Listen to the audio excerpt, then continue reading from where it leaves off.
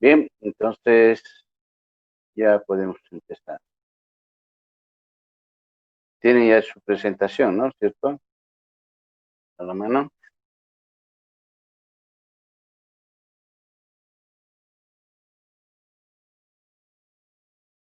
Hola. ¿Tienen su presentación a la mano? Pregunté. Sí, doctor. Ok. Qué participativos están, ¿eh?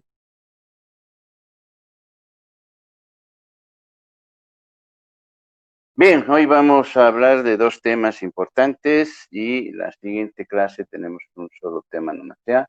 Y la subsiguiente ya es examen. Así que con eso estamos completando el temario que corresponde al segundo parcial. Hoy vamos a hablar de sedimentación como primer tema. La palabra sedimentación es usada en todas las disciplinas, se entiende de la misma manera. Por lo tanto, el proceso de sedimentación está nada más que hablando de las soluciones que ya hemos visto, es el soluto y el solvente, ¿cierto? Entonces, cuando hablamos de sedimentación, estamos hablando que el soluto tiene que decantar, significa que debe precipitar. Eso sí, también significa que debe ir hasta el fondo del recipiente, ¿sí? Entonces, sedimentación es ese proceso. Ahora, ¿qué es sedimento? Ya, el sedimento viene a ser el soluto, en otras palabras, para los que, como hayan contestado. Cuando hablamos de sedimentación, hay un término latín de un origen que siempre se hace uso para fines técnicos de dónde viene la palabra. Eso epistemológicamente tiene todo significado. Por lo tanto, el sedimentum, tal como se lo menciona, es nada más que el soluto que debe irse al fondo por un proceso de gravedad, dependiendo del peso molecular, dependiendo a la densidad que tenga el solvente, y eso va a generar una precipitación en función del tiempo. Por lo tanto, la sedimentación va a ocurrir solamente cuando existe un proceso de tranquilidad, que no esté agitado, y eso va a escurrir hasta que llegue al fondo del recipiente que lo está conteniendo, cualquiera sea el material que estemos hablando. Pero en medicina tiene una significación especial. Estamos hablando de un procedimiento que clínicamente tiene una interpretación y lo llaman velocidad de sedimentación globular, y esto se hace en la sangre, ¿ya? Entonces es un elemento de diagnosis médica que en función al conteo de tiempo que se hace en laboratorio, pues se va a utilizar como un mecanismo de diagnóstico médico. ¿En qué consiste esta velocidad de sedimentación, que también se llama decantación? Pues los glóbulos rojos de la sangre, cuando se hace un proceso de centrifugación, pues va a tener que precipitarse hasta el fondo cuando se le hace una mezcla posterior, y eso debe marcar. Y ese tiempo es importantísimo para poder entender lo que sucede con el paciente. En procesos físicos que se hablan de esto, de la sedimentación, es nada más que una prueba que ha sido preparada por Stock, el cual ya lo ha convertido en formato de ley, el que permite hacer una especie de eh, diferenciación de solutos que van a ser precipitados en un recipiente. Los factores físicos que pueden afectar a esto, pues va a depender mucho de la concentración, del tamaño y de la velocidad con la cual esta va a suceder. Existen factores externos como la temperatura, el tiempo, el proceso de extracción, limpieza de materiales, el procesado del material, en este caso la sangre, que no esté demorando mucho, desde la toma de muestra hasta que se practica la prueba. No debe transcurrir mucho tiempo, ¿sí? Porque si no va a dar falsos resultados. También factores internos pueden ser los procesos inflamatorios que se tienen a nivel del cuerpo, o que tengamos algunos elementos como fármacos que se esté tomando por algún tipo de medicación de alguna patología que se tenga y se esté trabajando de esta manera. Entonces, eso puede estar haciendo variar los resultados. También se ha observado que puede haber asociación de los marcadores genéticos que están ligados a la inflamación sanguínea, y que esto que puede darse rara vez y puede producir efectos en las proteínas C, que se llaman, que pueden ser de carácter reactivo. Cuando hablamos de velocidad de sedimentación, es nada más que marcar el tiempo de inicio y final de todo el proceso de la decantación, o sea, de la precipitación. Y eso es interesante marcar para hombres y para mujeres, y está en función a la edad que tengan las personas. Tanto para mujeres y para varones tienen fórmulas diferentes, y lo único que tienen que hacer es aplicar la fórmula para poder ver si está dentro de las condiciones normales. Para varones, la velocidad de sedimentación globular está en función a la edad dividido por 2, y en mujeres su edad más el factor 10, que va a dividir también por 2. El proceso de sedimentación pues va a estar en función al tipo de enfermedades que se va a ir monitoreando. No siempre responde de la misma manera para todos. Entonces, si hay procesos inflamatorios, reumatismos o cualquier otro tipo de efectos que tengan que ver con problemas de la sangre, como la anemia, por ejemplo, entonces va a ocasionar mayor o menor velocidad de sedimentación. Entonces, enfermedades como Hodgkin, linfomas o mielomas múltiples que se pueden dar, entonces estos van a tener una respuesta interesante del proceso de decantación. También el tamaño importa en este proceso. El tamaño de los glóbulos rojos, en algunos son más grandes, otros más pequeños. Eso significa que tiene factores que deben ser analizadas, porque ya no es normal. Las diferencias de densidades del plasma, los eritrocitos en su cantidad, la viscosidad que pueda haber en el plasma, y la temperatura ambiental y la temperatura corporal.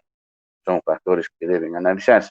Y eso se va a hacer en 3 etapas. Uno, tiene que ser desde la toma de datos, ¿sí?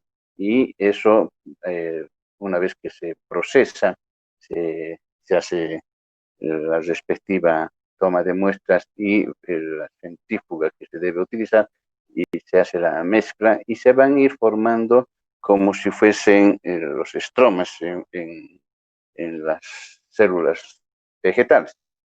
Esos van a formarse como si fuesen una pirámide de monedas, uno encima de otro.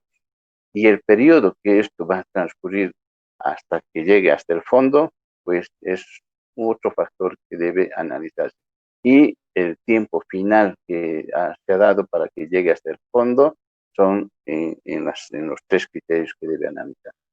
Los valores normales para hombres están en aproximadamente de 3 a 15 milímetros de sedimento que debe considerar. Y eso tiene una marcación, son tubos especiales donde va a estar marcados.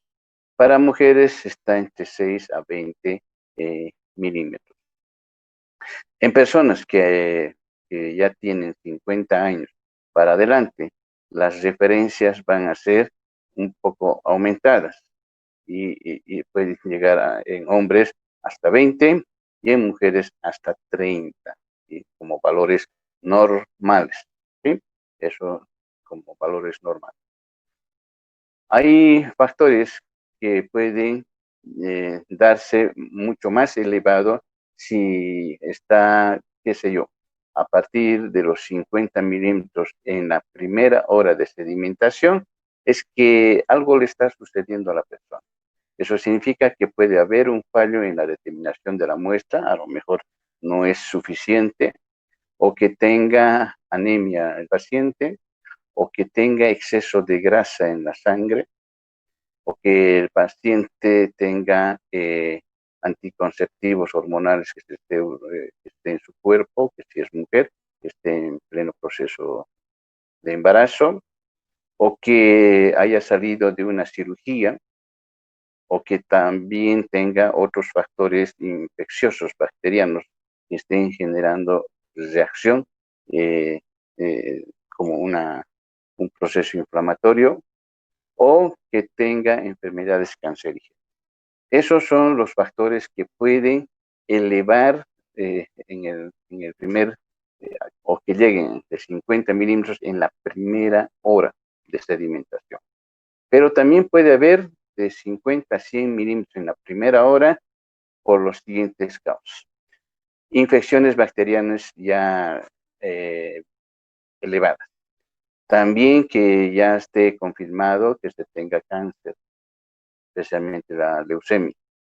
Que tengamos algún tipo de daño en el hígado, o que nuestro riñón esté con insuficiencia, o que tengamos algún tejido dañado y que se está muriendo, que tenga necrosis, o que también se tenga artritis reumatoide.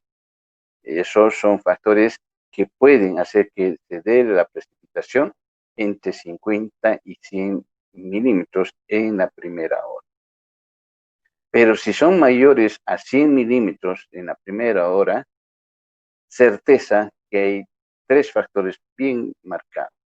Infecciones en el cuerpo, generalizado, plasmocitomas, polimialgias reumáticas, que seguro que eso va a ocasionar que se dé una precipitación mayor a 100 milímetros en la primera hora.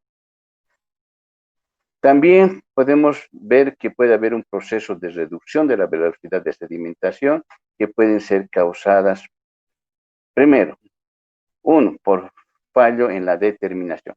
Puede ser que exista frío o estemos en temporada de invierno, que la elevada concentración de glóbulos rojos pueda estar ocasionando eso, que exista patologías bien marcadas en los glóbulos rojos, o que tenga anemia falciforme, o que esté en un proceso de deshidratación.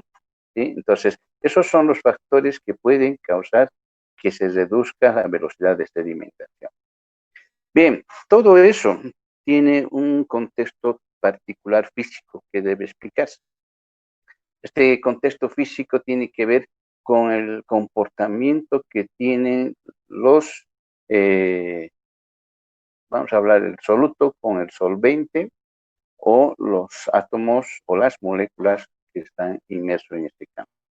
Por lo tanto, hay un fenómeno de superficie que se va a generar, y ese fenómeno de superficie, pues, ha de generar procesos de absorción o adsorción, dependiendo cuáles son las fases con las cuales se dan. Si vamos a hablar de absorción o adsorción, es bastante simple su interpretación, y ese fenómeno es un proceso físico-químico y se da de la siguiente manera. Si tuviéramos que analizar el proceso, es que cualquier ambiente en el que esté trabajando, los elementos iónicos que se dan en los átomos, en las moléculas, van a estar en la superficie del material, ¿sí? Y eso lo llamamos adsorción. Pero también se llama absorción cuando penetra al interior en este caso podemos decir, de la célula en este caso, ¿sí? Entonces, si está en la superficie, es adsorción con D. Si está dentro, es absorción con B. Bien, estos procesos de adsorción y absorción, pues van a estar relacionados con la cinética de la capacidad de movimiento que se va a dar o la rapidez con la que se va a dar o los fenómenos de la termodinámica que esto permite explicar. Por tanto, el equilibrio termodinámico que debe analizarse es altamente especializado y es visión de la carrera de bioquímica quienes trabajan arduamente en este proceso. Quienes hacen las pruebas de laboratorio son los bioquímicos. Otro fenómeno importante que hay que analizar en este proceso es la capacidad o la fuerza que generan las moléculas. Por lo tanto, va a haber fuerzas de cohesión y de repulsión. Estos son propiedades interesantes en las que va a depender mucho del punto de ebullición, del punto de fusión, del punto de calor de vaporización y de la tensión superficial que se genera en las moléculas. También vamos a hablar del fenómeno de cohesión y adhesión. Las moléculas en estado de movimiento, de transición o de acoplamiento están siempre en intenciones de ¿qué? De estar unidos unos con otros.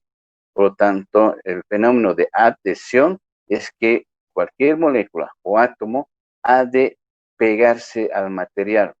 Puede ser un vaso, un tubo, o puede ser un tejido, se va a sujetar de cualquier material, ¿sí? Y eso lo llamamos adhesión. Y cohesión es aquel ligamento o unión que se hace entre átomos o moléculas.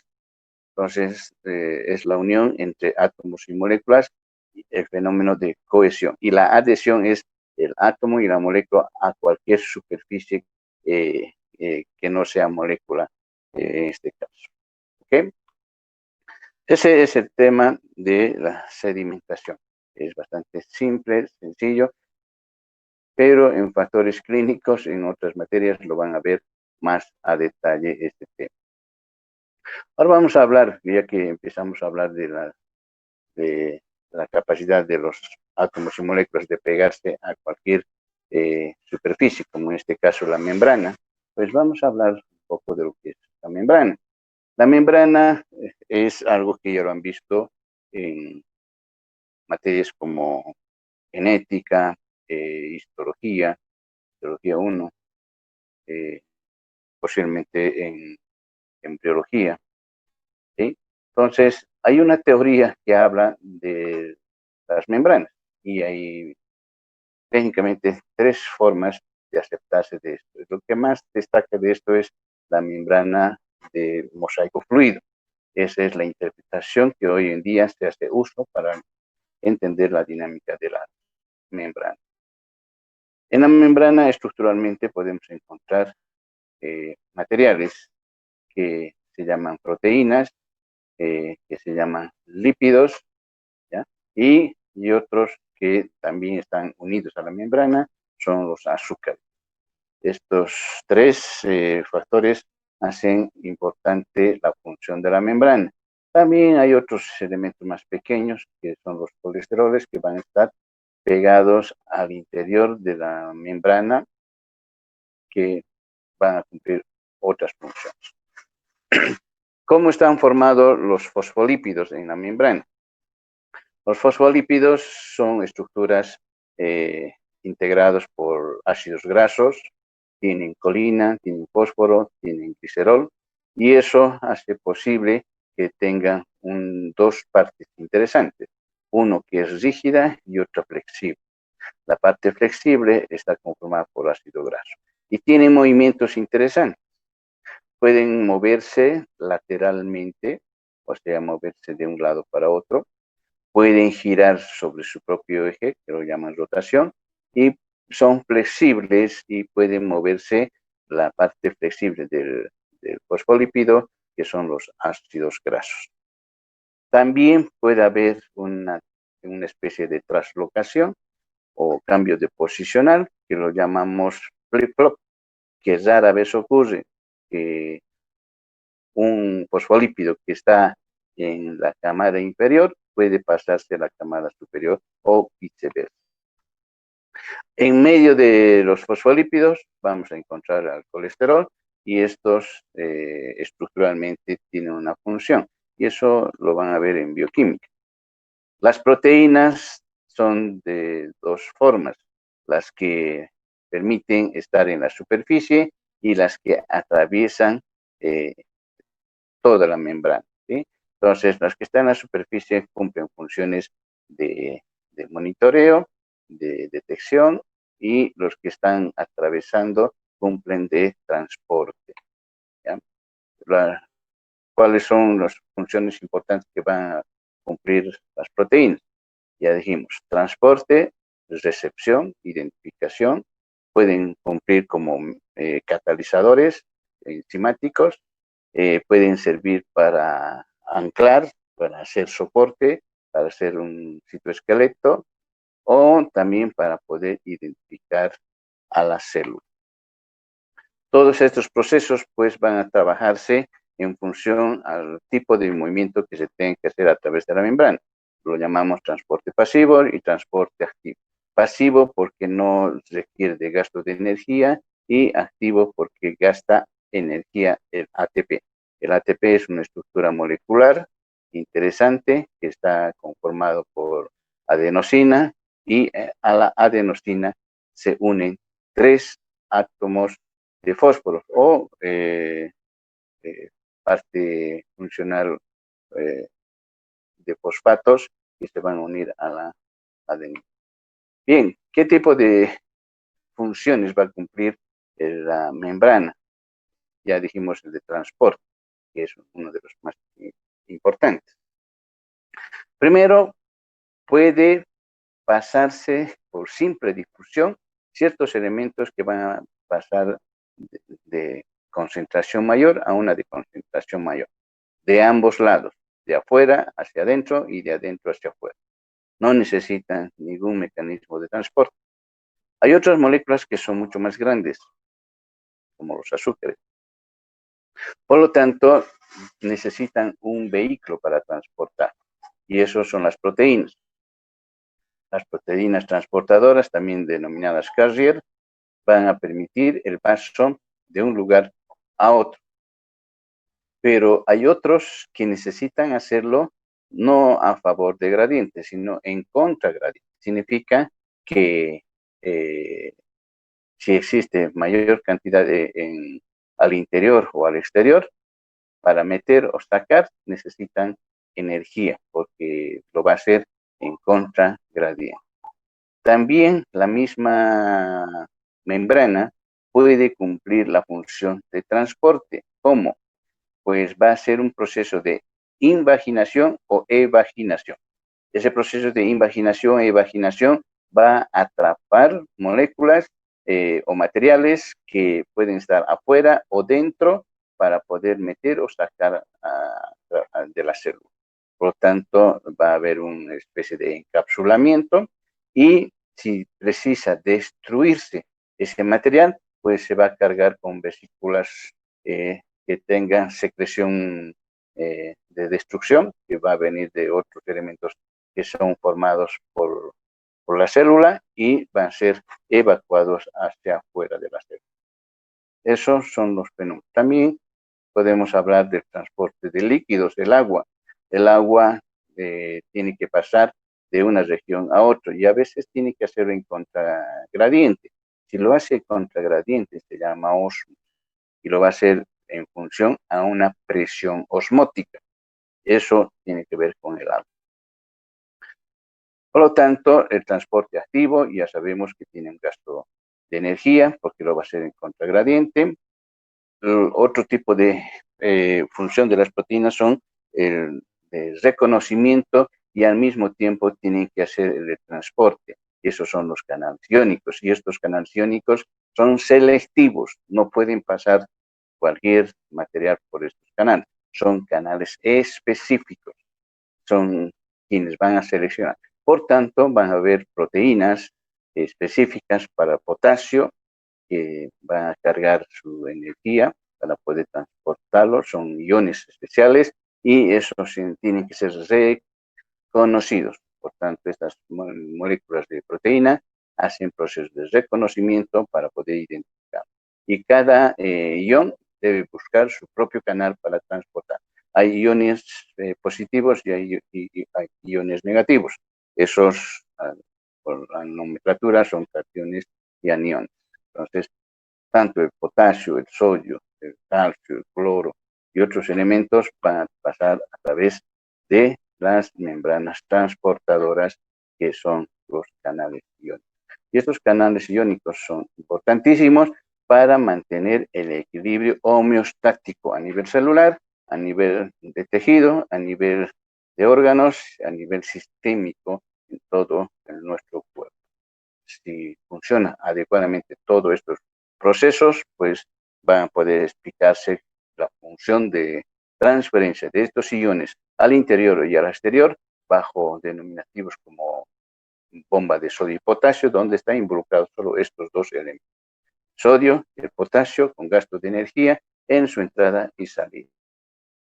Y si hacen eso, pues vamos a hablar de potenciales de membrana. Esos potenciales de membrana significan que están generando un gasto de energía. Y ese gasto de energía va a precisar, vamos a decirlo, electricidad, ¿sí? Para que entendamos bien el proceso.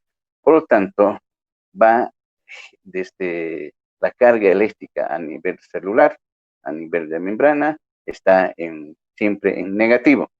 Desde un nivel de menos 70 puede llegar hasta un nivel 35 positivo. Y ese proceso de subida de energía para hacer el paso de los iones es nada más conocido como despolarización. Y después debe descender y se llama repolarización. Puede quedarse quieto y estar en potencial de reposo. Ese potencial de reposo es un nivel de umbral que todas las células tienen, ¿ya? Especialmente las que tienen que hacer transferencia de información, las que tienen que codificar, los que tienen que entender si tenemos suficiente energía como para hacer esos procesos, así como estudiar, captar la información, grabarlo en las neuronas. Todo eso va a depender de este potencial de membrana que estemos generando. El potencial de membrana también va a tener acción múltiple, continua, y a eso lo llamamos potencial de acción. Y esto solamente se va a dar cuando pase el umbral específico. No puede hacerse cada vez. Tiene que haber un estímulo suficiente, y a eso lo llaman el principio del todo o nada. Debe pasar un nivel requerido y debe alcanzar eh, la energía suficiente. Si logra pasar ese nivel suficiente, pues se va a despolarizar. Entonces, si sucede eso, pues la función de potencial de acción va a darse. ¿Dónde funciona eso con mayor eficiencia?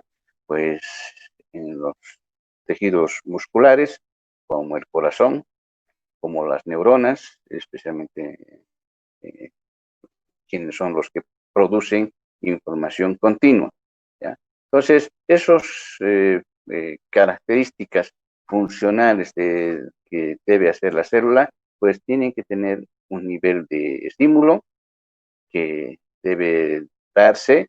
Si no hay ese estímulo, pues no va a funcionar. Y esos estímulos también están categorizados como estímulos de umbral, subumbral, supraumbral. Y el cumplimiento de la ley del todo o nada. Si el estímulo logra alcanzar el nivel requerido, pues se va a producir el impulso correspondiente y obviamente la conducción de ese impulso.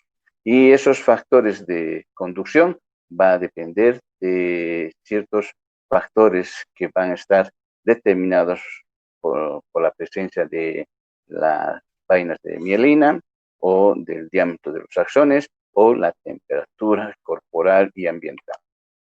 Ok, eso es el tema de hoy que deben trabajarse, y en la plataforma ustedes lo que tienen que hacer es hasta las 9:45, hacer una actividad más 2 actividades que ya saben que tiene que ir acá. ¿Alguna pregunta hasta acá?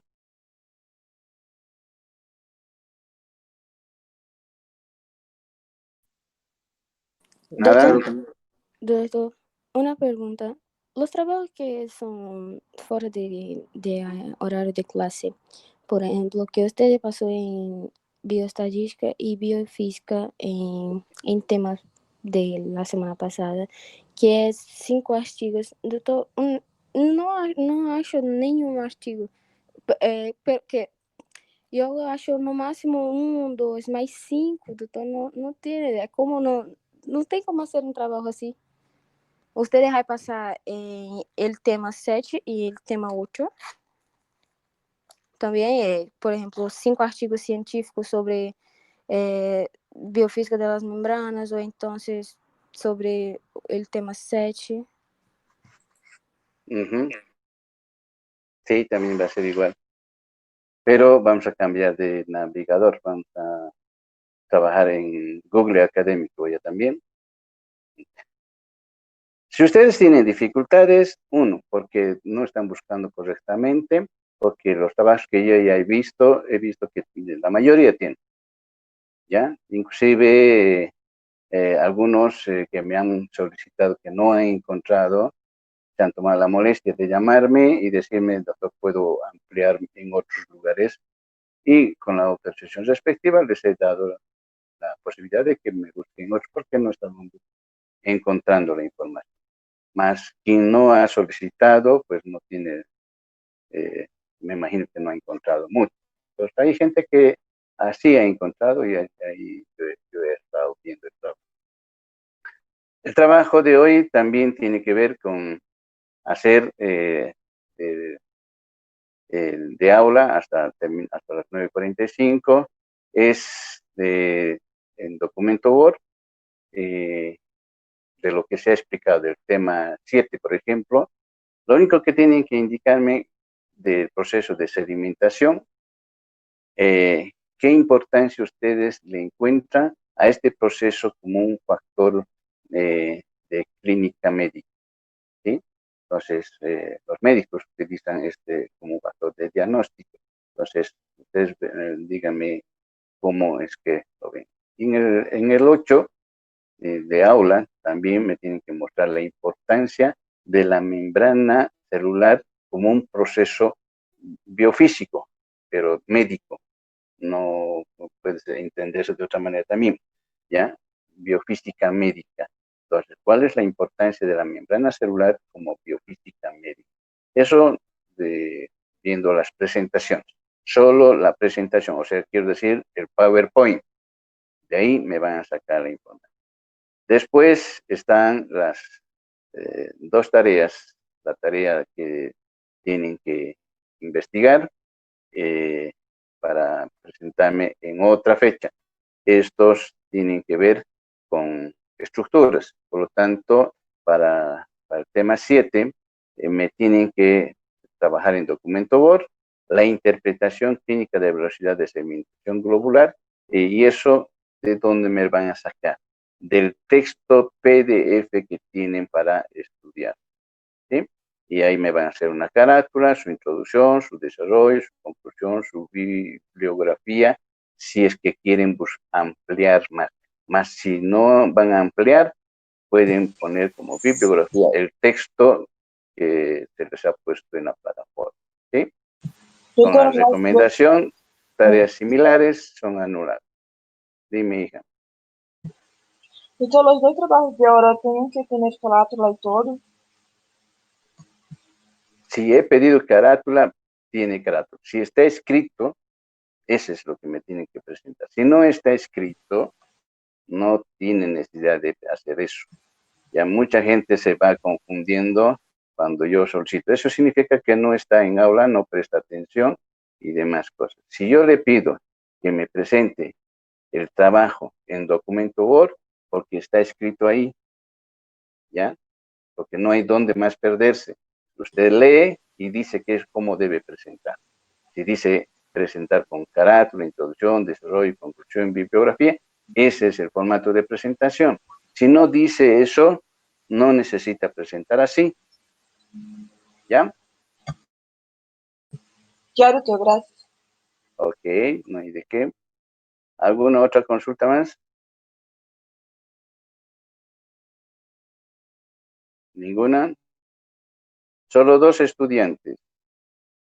Y después, cuando viene temporada de examen, todos, pero todos tienen el derecho de reclamar porque han entendido o no han entendido. Cuando se les pregunta, estamos mudos. Y esto lo voy a utilizar en temporada de examen. Cualquier reclamación voy a atender siempre y cuando haya atendido la clase. Y cuando he preguntado, ¿está todo ok? ¿Se comprendió? ¿Hay dudas? Sí, doctor, está todo bien. Muy bien, entonces no hay dudas. Este tema está 100% entendido para mí y para usted. Ok, entonces les libero para que hagan su trabajo. Tienen 45 minutos para terminar los trabajos. Goodbye, arrivederci, soron, sayonara. Hasta luego, doctor. Hasta luego, doctor. Chao, Hasta luego, doc. chao.